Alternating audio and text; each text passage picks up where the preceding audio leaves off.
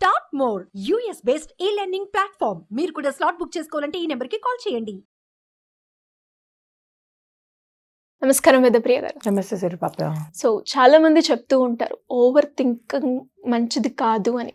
ఇంతకీ ఇంకొకటి కూడా మనం అంటే కోర్టులో కూడా చూస్తూ ఉంటాం, ఫైనల్గా ఓవర్ థింక్ చేసిన వాళ్ళే కరెక్ట్ అవుతారు అని వింటూ ఉంటాం అని చూసాం కూడా. సో ఇంతకీ ఓవర్ థింకింగ్ ఇస్ కరెక్ట్ అంటారా, రాంగ్ అంటారా? దానివల్ల వచ్చే నష్టాలు ఏంటి, కలిగే లాభాలు ఏంటి? Over thinking is like science. దాన్ని చదివి వెపన్ లాగా యూజ్ చేయవచ్చు ఇంకొన్ని చంపడానికి. దాన్ని చదివి ఇంకొకరికి ఆపరేషన్ చేసి ప్రాణం పోయొచ్చు. Over thinking is both the ways good మీరు అన్నట్టు.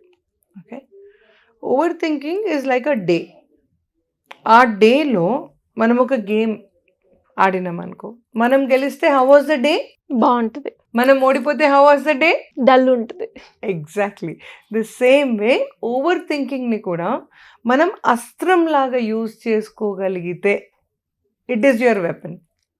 అదే ఓవర్ థింకింగ్లో మనం మునిగిపోతే then that is weapon on you. Okay, ఆ కత్తి తీసుకొని పక్కవాడిని కోసుకుంటున్నామా, కూరగాయలు కోసుకుంటున్నామా, మనం కోసుకుంటున్నామా, is in your control. Over thinking is a demon for many people. Over thinking is like a dinosaur.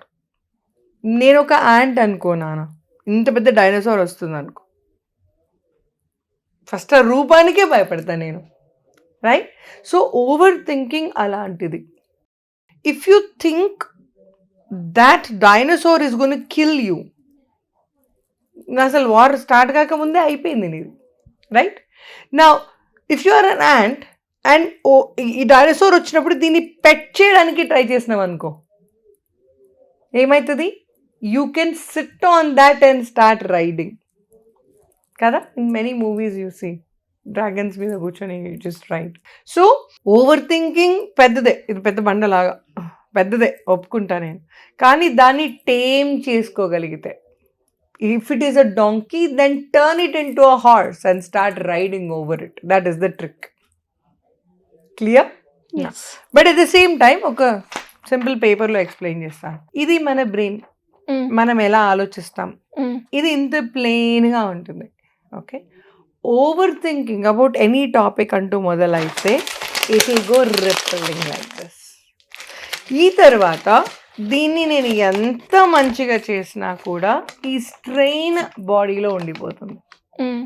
Okay, ఈ స్ట్రెయిన్స్ ఏవైతే మీకు కనిపిస్తున్నాయో అది మన body pains.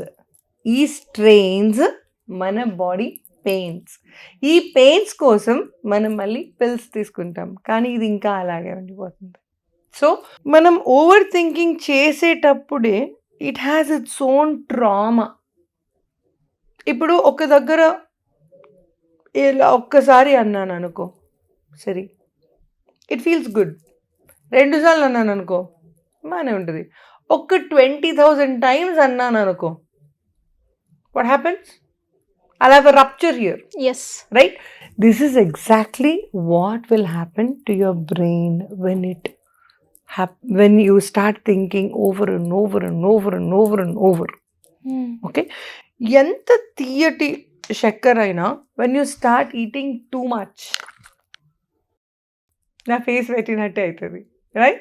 It's no more jalebi for you and it's no more gulab jamun.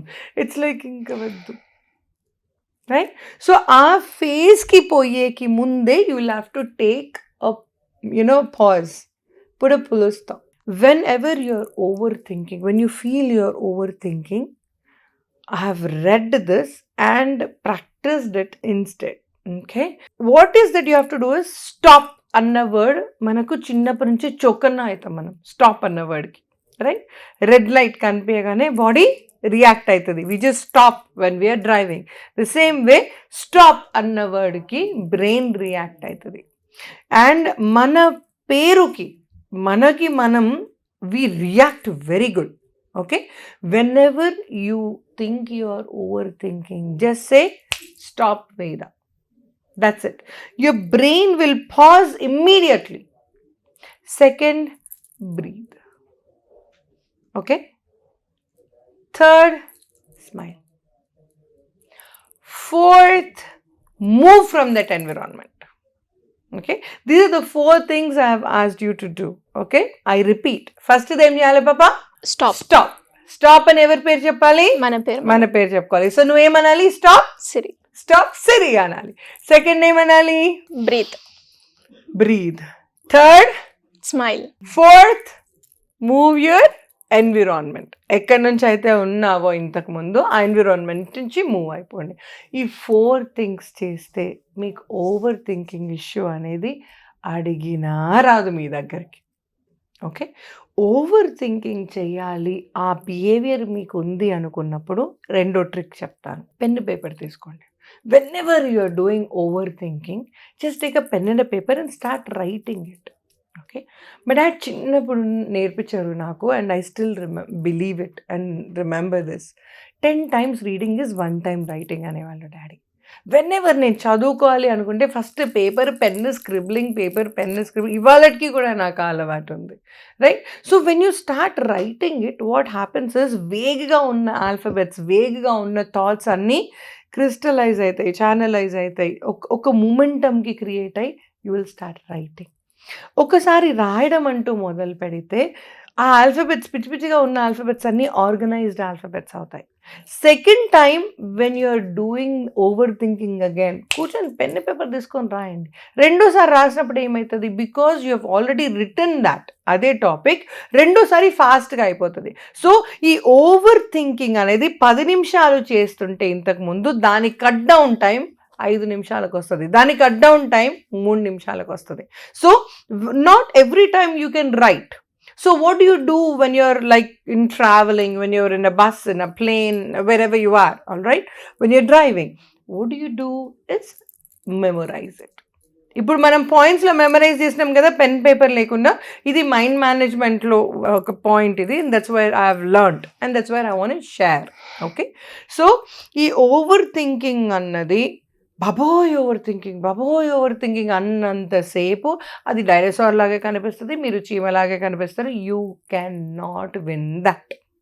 You want to win it. ఆ dinosaur నా పెట్. ఆ డైనోసార్ని నేను girl అయితే రోసీ అని పిలవండి, బాయ్ అయితే I don't know, maybe Alex అని పిలవండి, I do not know, some name. Okay, so when you start petting it, it will start going down, coming down for you. Okay, ఆ భయం ఏదైతే ఉందో ఆ భయమే మిమ్మల్ని కిందకి తీస్తుంది. ఆ భయంని మీరు జయించగలిగితే ఆ ఓవర్ థింకింగ్ని అస్త్రంలాగా వాడడం నేర్చుకుంటారు. Just the other side, flip the very coin.